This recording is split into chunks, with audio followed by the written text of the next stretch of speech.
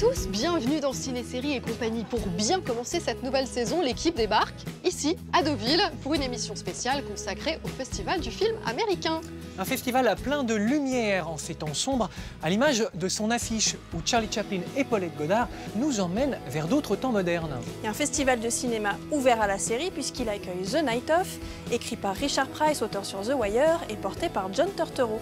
Dans l'extrait interview, rencontre avec Robert Mazur, un agent infiltré pendant près de 2 ans au cœur du cartel de Medellín. Sa vie passionnante et trépidante fait l'objet d'un film, The Infiltrator.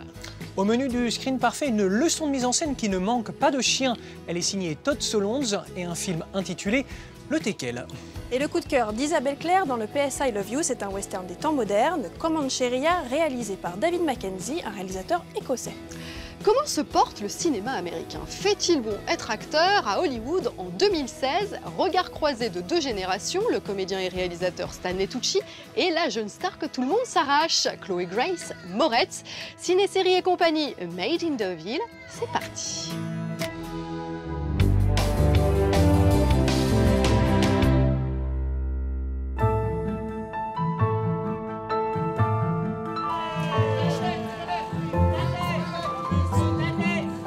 Il est sans aucun doute le second rôle chauve le plus demandé d'Hollywood. Elle est déjà bien plus qu'une hit girl. À 55 ans, il pétille de jeunesse. Elle allie la fougue de ses 19 ans à la sagesse d'une actrice déjà très expérimentée. Stanley Tucci et Chloé Moretz ont brillé à Deauville.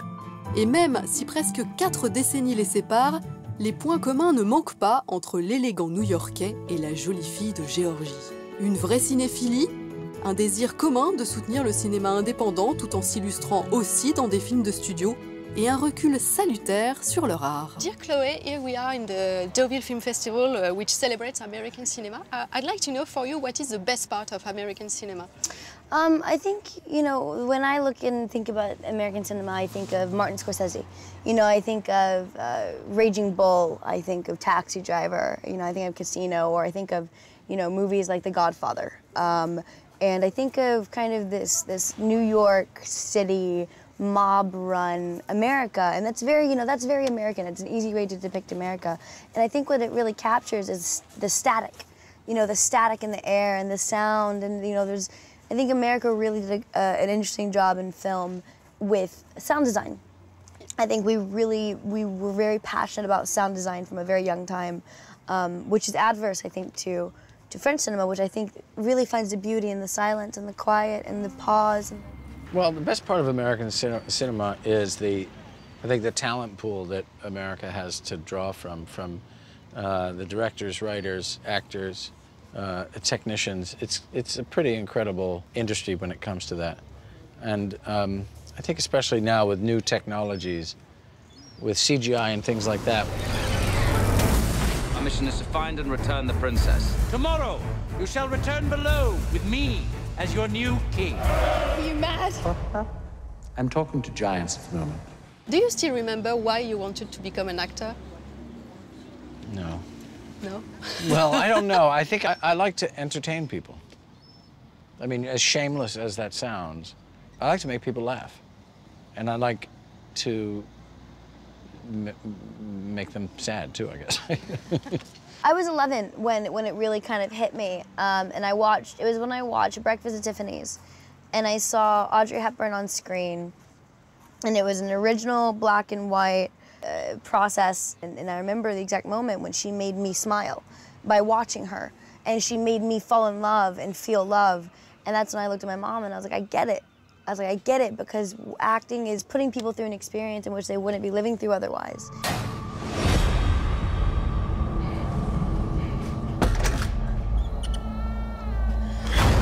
Drop your weapon. You first. Drop it. I know you're human. How? Because if you were one of them, you would have shot me already. Are there other actors and actresses that are references to you? Julianne Moore was someone who really took me under her wing from a young age, and she has been a mom to me. You know, she's been a mentor, she's been such a class act, and she really taught me what it means to be, you know, not just an actor and to learn the craft and what that means, but to be humble and to be appreciative and to understand the importance of what it means to be an actor in society and the importance of whether you want to or not, you are a figure and you're someone that young women are going to be looking up to. And growing up in the 1960s and 70s in America, you know, there were a lot of great American movies being made at that time. I remember in the town that I grew up in Westchester, there was this little cinema, and they would show, you would go see a Woody Allen movie, or you'd see a James Bond movie, but then you could also see a Fellini movie. And as far as actors go, Robert De Niro, Marcello Mastroianni, Meryl, people like that. How did you avoid to be typecasted? I mean, I was always cast as the sort of bad guy, or Italian, the mafioso, or the Italian something, you know. And one of the ways of avoiding that typecasting is doing comedy. I don't know what you expect me to do. There's nothing in this whole closet that'll fit a size 6, I can guarantee you. These are all sample sizes, 2 and 4. All right, we'll join this for you. And A poncho. you'll take what I give you and you'll like it. How is that to be an actress now? How is it? Yeah. Oh, the industry that I came into when I was 6 years old was a very different industry than what we live in now. When I started, we were still able to make independent movies for $15 million. You know, we were given a solid amount of money to be able to go and make beautiful pieces of art. And then there's this big juxtaposition, this big gap, you know, this big divot that was made in the industry where it was $120 million or $1 million. And so I made a lot of movies in the studio system. You know, I did Carrie, I did Fifth Wave, I did Neighbors 2, and they're great. You know, it's easy to work under a studio, but it feels unfair to filmmaking, and we need to find a way to bring artists back into filmmaking. It's a little hard to call the cops without a phone. Give us that back! No! Oh! What the? It's called a cord, dumbass! Give old people's phone! You seem not to take yourself too seriously. No. No? No, I How is fully that laugh at possible? myself. I remember making Carrie, and I was standing there covered in blood, and I was like doing telekinesis and making people move and turning them on fire and all these things. And I looked at myself and I was like, what the hell am I doing? If I did take myself seriously, I would be psychotic. I think you always have to be somewhat self-deprecating. And you see actors who do it and people who do it, and you just think, what are you doing? Just go in, do a good job, be nice to everybody, and go home.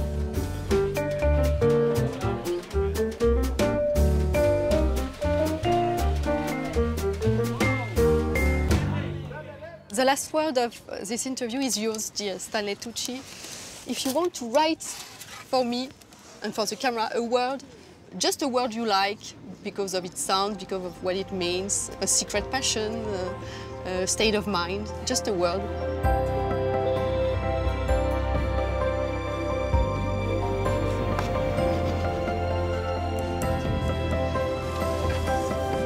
Ah.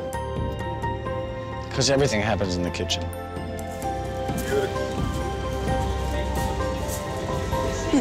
That's why I love acting, is emoting and emotion and feeling. Yeah, I don't think enough people feel anymore.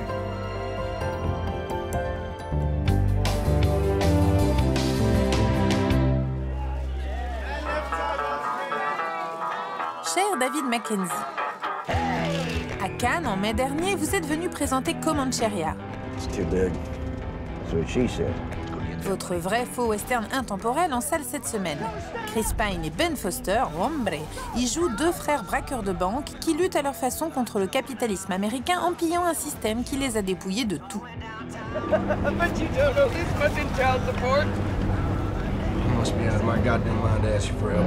Un western au code classique invitant au passage la poussière du bush texan, le road movie et les braquages à l'ancienne.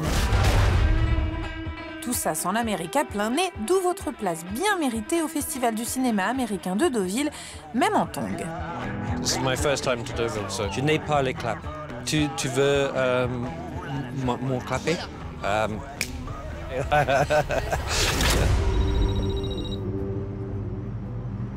Can I answer your own phone? I'm driving. You're just sitting there twiddling your fat fingers. Ranger Hamilton's phone. There's something about American cinema from the late 60s, early 70s, which was very free, and something about that period is what I was trying to tap into in this film and trying to make a, it's a contemporary film, but it owes some of its heart to films from the 1970s in America. And in many ways, these two brothers are outsiders. They're living on the outskirts of a Texas town. And David, in many ways, comes from an outsider's point of view. It's reckless is what it is. Oh. It's tweakers, I'm telling you. I don't think these boys was reckless. Damn sure it's tweakers. He infused, I think, those values systems, whether they be American, Western, Scottish, English. It comes with a charge of manhood that I think he's very apt at exploring. Un réalisateur écossais qui travaille sur le scénario du Texan Taylor Sheridan, voilà l'équation gagnante pour écumer les festivals? So just relax. Enjoy this little town. What I really like about the way the film unfolds is you meet these two bank robbers in masks, you don't even know who they are. You're halfway through the story before you really understand why they're doing it. Town looks busy. It's an interesting way of telling a story that isn't normally what happens in a kind of Hollywood film. Mama, hasn't that been a while? 3 months. Bank breathing down her neck. Everybody get on the ground! It's so moving, it's muscular, it's masculine. It's a male film, it's definitely a male film. These boys know exactly what they're doing. It's poetic. They're trying to raise a certain amount, that's my guess. It's about brotherhood. It's about the banking system. Y'all been here for a while? Long enough to watch the bank getting robbed. Has been robbing me for 30 years. It touches on many subjects, many genres, and these are movies that I like to see. Des personnages en profondeur, des scènes violentes, du sang et des armes, dans un monde où les super-héros n'existent plus et où les habitants doivent se faire justice eux-mêmes. Alors quoi? La fin du rêve américain? It may be criticizing these things or commenting on or asking questions about, but it is also celebrating as well. And I think that in a way, kind of cinema has destroyed the hero by making the hero increasingly childish and uncomplex. So it's almost you have to kind of reclaim the hero from all of this garbage, you know. Super-héros, cow-boy, même combat. Mais bon, les gars, entre nous, un western, c'est le rêve de tout acteur, non? When I was a kid, my mom gave me a Barbie doll because she wanted to make sure that I was, kind of open and whatever. And I ripped the Barbie doll's head off and made it into a gun. And I say that only to explain that there's something for a guy about being in a Western and having the cowboy boots and the pistols that appeals to something. I'm not quite, it's a primal thing. I want a Barbie gun.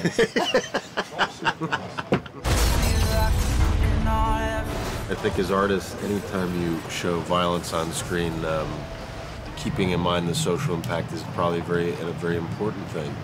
What I always appreciated about this film is that the violence is used very carefully in the narrative. There's no gratuitous violence. The violence is used very specifically in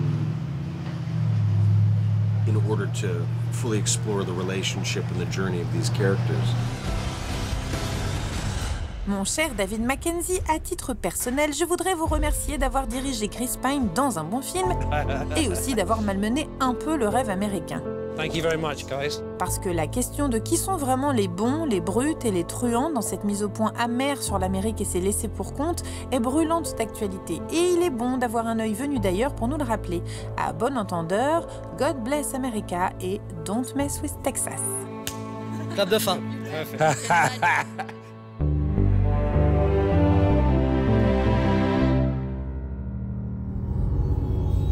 Certaines rencontres se font sous le sceau du secret.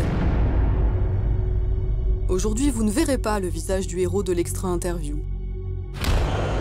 Car Robert Masur est un homme de l'ombre. Pendant près de 2 ans, cet agent fédéral américain s'est infiltré au cœur du cartel de Medellín en se faisant passer pour un spécialiste du blanchiment d'argent. Une histoire qu'il s'est décidé à raconter dans un livre, The Infiltrator, adapté à l'écran avec Bryan Cranston en tête d'affiche. Robert Masur, ou quand la vie est bien plus forte que la fiction. Dear Robert Masur, how can I be sure that you are the real Robert Masur? You'll have to do something other people did, trust me.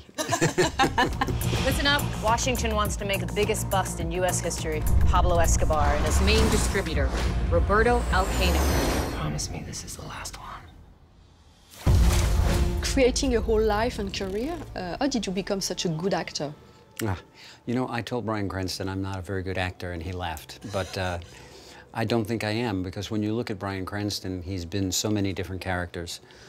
Walter White, the father of Malcolm in the Middle, Trumbo, Lyndon Johnson. There's so many different levels to that. So, on the other hand, for me, because I was trained as a long-term undercover agent, and I stuck with what I was taught to do, which was to create the persona as close to me as I possibly could. So Robert Musella, compared to me, was born around the same time, was born to Italian-American parents, worked in a bank, worked in a brokerage firm, which I did. So much of it was within my own skin as a person, because it's very difficult to keep track of lies over years of periods of time. Don't get Bob killed. Cut the shit, will you?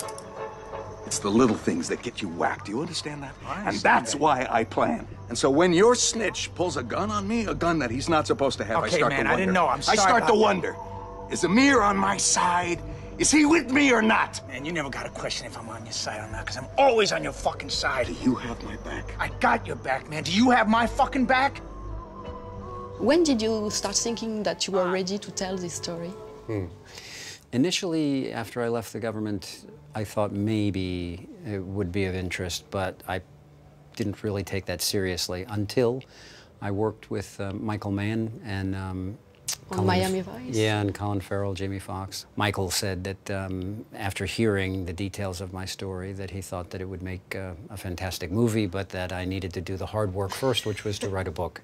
Because my feeling was that it was so important for the general public to understand the dangers of these types of criminal organizations, the corruption that they spread around the world, and the active involvement of the international banking and business community to help them to launder their money.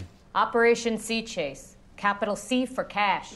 Washington wants to make Sea Chase the biggest bust in U.S. customs history. These guys need no introduction. Pablo Escobar and his little bitch, Don Chepe. His top finance guy, Rudy Armbrecht. And his main distributor, Roberto Alcano, a.k.a. the jeweler. It's very difficult to take 380 pages and put it into less than 2 hours of a film. But I think Brad Furman did a wonderful job accomplishing that. But to give you an idea, if you look at the film, the relationship between Bryan Cranston and Benjamin Bratt is portrayed in the film to have evolved in probably 2 meetings and maybe 15 minutes. For me in true life, it took 8 months to win that person's confidence. So there's no way that you can take the truth and entertain at the same time. What do you think of movies or TV series that try to portray or to talk about this world of drug traffic and money laundering? One that I think that is out now that is, I think, pretty close from a law enforcement perspective to reality is the Narcos series. And the last 2 episodes of the first year introduced 2 characters who were my clients, Gerardo Moncada and Fernando Galeano.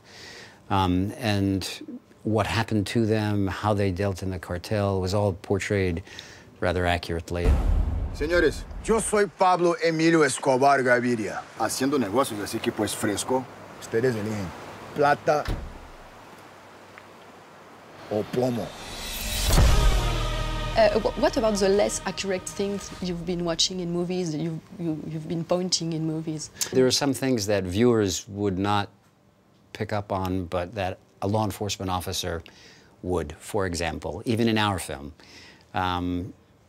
it's impossible for an agent to sit there, have someone murdered before them, and not take an action later to get the murderer off the street. And I oftentimes see police scenes where the officer comes into the room, there's a body that's there, and they're touching things, and obviously the protocol of law enforcement is such that it's a crime scene and you can't do that. So, you know, my wife is so sick of hearing me during a police movie to say, they can't do that. In my business, nothing good ever comes in the absence of trust. Without it, there is no loyalty. And when there is no loyalty, it never ends well. A last question, what would you like the audience to remember from The Infiltrator? You know, I'm not important to this story. My name's not important, my face is not important. The public needs to know there are people who are out there who are willing, no matter what the cost may be, whether it's sacrificing your family relationship, sacrificing your career, or for that matter, even sacrificing your life. So hopefully, I hope the viewers come away with the feeling of, oh, I didn't realize that people in law enforcement generally were that committed to serve us. I think it's important for them to remember that that is the case. Is your undercover done? He's dead, all right. La suite de Ciné Série et compagnie spéciale Deauville, c'est le screen parfait avec le réalisateur Todd Solondz, figure emblématique du cinéma indépendant, qui signe avec le Teckel, quoi, une chronique sarcastique sur cette Amérique, oui, qui a du mal à faire face à la réalité du quotidien. Mais tout de suite, plein feu sur une nouvelle série déjà culte, présentée ici, The Night Of. Une série qui rend hommage au cinéma américain et à ses grands réalisateurs, de Sidney Lumet à Martin Scorsese en passant par William Friedkin.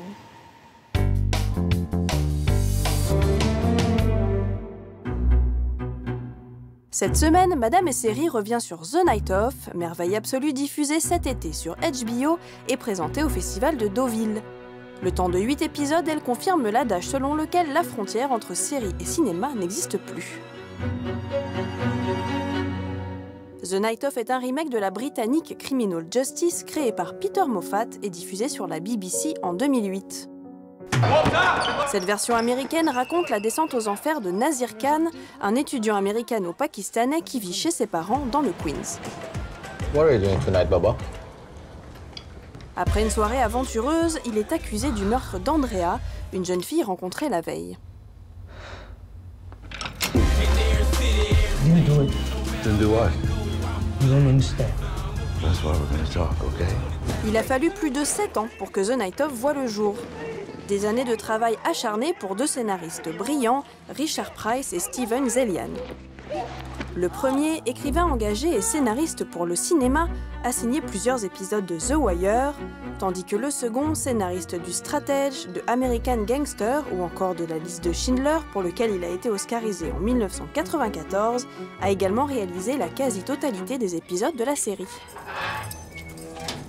You know, Richard Price and I wrote it. Took like 18 months or something to write it, almost a year to shoot it, a year to edit it.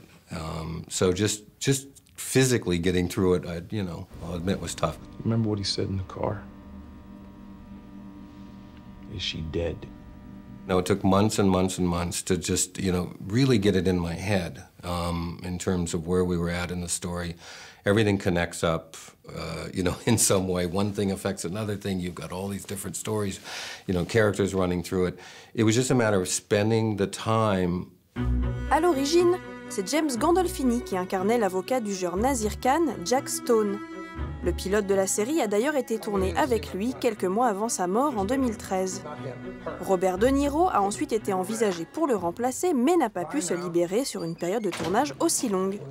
C'est finalement John Turturro qui donne vie à cet avocat déprimé, écrasé par son imperméable et dévoré par l'eczéma. Eczema. Dermatologist says keep them aerated, like that's going to cure anything. It was a real, almost documentary approach, and they didn't tell me to watch the original BBC series because I didn't really want to watch that because I didn't want to have anything in my mind, but they told me to watch the documentary The Staircase, which is brilliant. The Staircase, une série documentaire fascinante réalisée par Jean-Xavier Delestrade, racontant l'inculpation et le procès de l'écrivain américain Michael Peterson accusé du meurtre de sa femme. Un monument de true crime, genre artistique qui vise à décrire la réalité des crimes et des criminels. Ce genre vit un nouvel essor à la télévision ces dernières années avec la série documentaire Making a Murderer et The Jinx, mais aussi American Crime Story qui revient sur le procès de O.J. Simpson ou encore la poignante et si juste American Crime. Le secret de ces séries est d'être au plus près de la réalité, ce que fait parfaitement The Night Of. Pour cela, Steve Zelian et Richard Price ont visité Rikers Island, la prison dans laquelle Nazir Khan attend son procès pendant des semaines et en ont interviewé d'anciens détenus. John Turturro, quant à lui, a sa propre méthode pour s'immerger dans son personnage. I worked with different lawyers. There were lawyers who were nothing like my character that helped me explain, what they go through, the costumer, the set decorator, my makeup artist because of all the eczema. So I was interested in even the vocal presentations of all the lawyers, which I listened to, at length, and I would do a certain warm-up for myself that I thought would be interesting, vocal warm-up every day. Ms. Kapoor?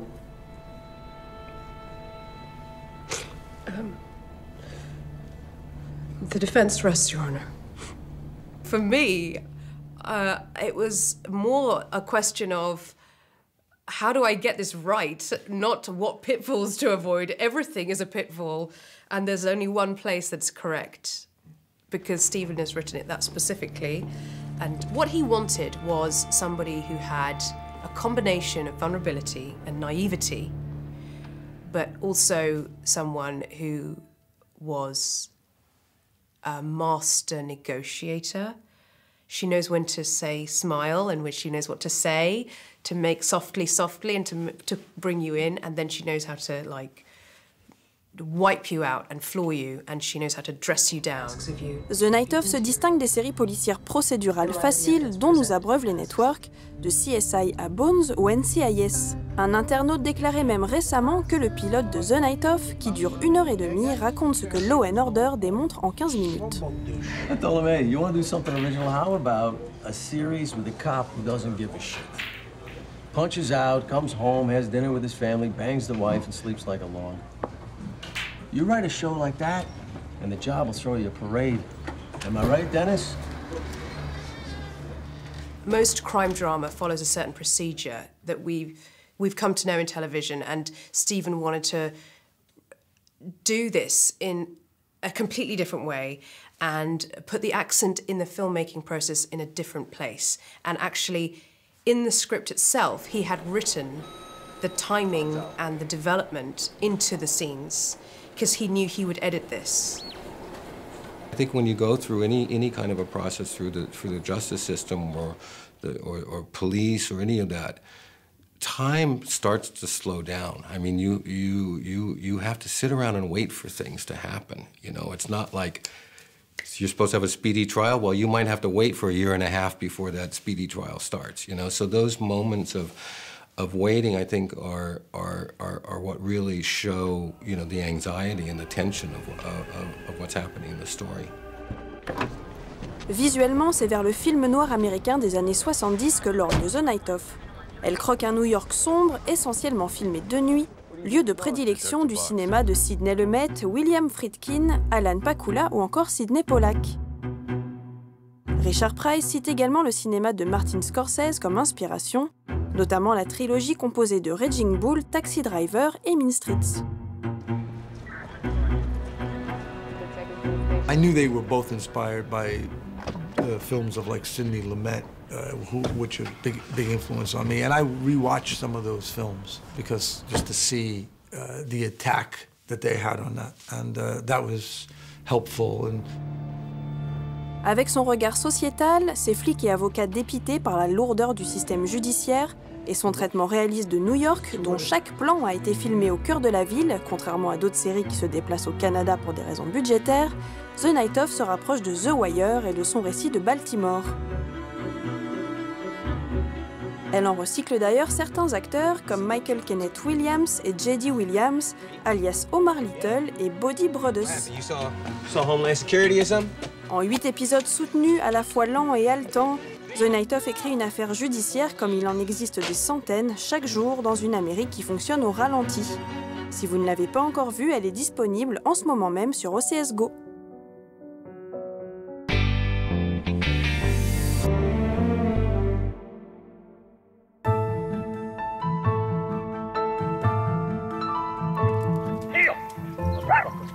Heel, motherfucker. Heel, motherfucker. 7e long métrage pour Todd Solondz, figure incontournable du cinéma indépendant de l'oncle Sam. il signe une comédie triste dans laquelle un chien devient le révélateur des troubles égoïstes et des mesquineries de l'Amérique. A dog is not human. It's an animal. Nature doesn't care about them. It's sad but true. We're a dog's only friend. Derrière sa placidité, Todd Solondz est un anthropologiste qui connaît la musique de l'espèce humaine, dont la queue de son chien bat la mesure. Votre film Tekel, c'est l'histoire d'un chien et de tous ceux à qui il apporte un moment de bonheur. Et en le regardant, on peut penser à un réalisateur français, Robert Bresson, et à son film Au hasard Balthazar. De quelle manière Robert Bresson peut vous inspirer, peut vous séduire dans votre travail? Well, I had wanted to make a dog movie, and I thought immediately of the Bresson film, Au hasard Balthazar, even though it's not about a dog, it's got an animal, a donkey, a mule at the center of it. And it had, I watched it again, and it has a very oblique narrative. And that gave me a certain confidence to devise the structure of 4 separate stories in which the dog passes from owner to owner. What's its name? Cancer. Why would you name it that? It felt right. Vous avez été à un moment professeur dans une école, vous enseignez le cinéma. Qu'est-ce que vous avez enseigné de la mise en scène à vos élèves? I don't know that I would say that I teach mise en scène or directing. If I teach, I have to put quotation marks around the word. Really, I am more of a guide. I try to help students figure out who they are as artists and what they are trying to achieve, and I try to make them aware of their strengths and weaknesses. Hey, Wiener Dog, she looks like you. Thanks. I'm going to Ohio tomorrow. Want to come along? What's in Ohio? Crystal meth. Okay. When I write, I'm also thinking about how I'm going to direct, and where is the camera, and what kind of performance I'm looking for. So in some sense, they're discrete departments, and yet in another, they're always in motion and blurring into each other. And my job is to recognize what is most imperative that I focus my energies on, and not get lost in some of the lesser important details. On va passer au cas concret. Est-ce que vous pouvez nous décrire la composition de votre cadre et le pourquoi de ce plan fixe? Hey, Dad, when do you think we can let Wiener Dog out of her cage? When she's housebroken. Why do people say housebroken? Because, Remy, you have to break a dog, break their will, so that they'll submit to your will. Well, I didn't see any reason to move the camera. The 3 actors were placed in such a way that the protagonist, the little boy, is closest to us, but the dialogue is with the father, who is physically much bigger, so is a little bit further away. And the mom, she has no dialogue, but is present there in the background. In some sense, in the way that the dog is living inside a cage, this child also is living inside the cage of his house. And so I think the static nature of the shot helps reinforce that sense. But when you break a will, well, what is a will exactly anyway? It's character. Force of character. It's the thing that makes you, you. Ce qu'on peut remarquer, c'est que vous privilégiez le jeu de l'acteur et sa continuité. John Cassavetes demandait à ses acteurs de se débarrasser le moins possible d'eux-mêmes. Vous faites tourner Danny DeVito, Julie Delpy, Ellen Bernstein. Est-ce que c'est une direction que vous pouvez leur demander, d'être au plus près d'eux-mêmes ou au contraire d'être dans la composition? No, I don't talk that way, but there are no rules about how to work with actors. The question is, how do you get the illusion of authenticity? How do you camouflage the artifice? And different actors have different needs, and you have to be responsive to them. You have to cast within the range of what an actor can do and not go beyond that. But you don't want to offer a part to someone like Danny DeVito. If you're going to cast someone like him, you have to provide some fresh side of him. What movies have you seen in the past few weeks or months? Have you liked any of them in particular? The past few weeks? Yeah, I know this is like a trick question. Yeah, but there really are so many that I just can't keep track. Please, just name a movie. So tell us, why do you want to be a filmmaker? Well, I've just always wanted to be a filmmaker. Yeah, ever since, really, my whole life. Pourquoi filmez-vous? Well, I am a director not because I love directing, but because if someone's going to ruin it, it's better be me instead of someone else. I mean, the price, I don't get the pleasure I wish I did get from directing, from being on set. But that's the price of making a movie, is you have to direct it.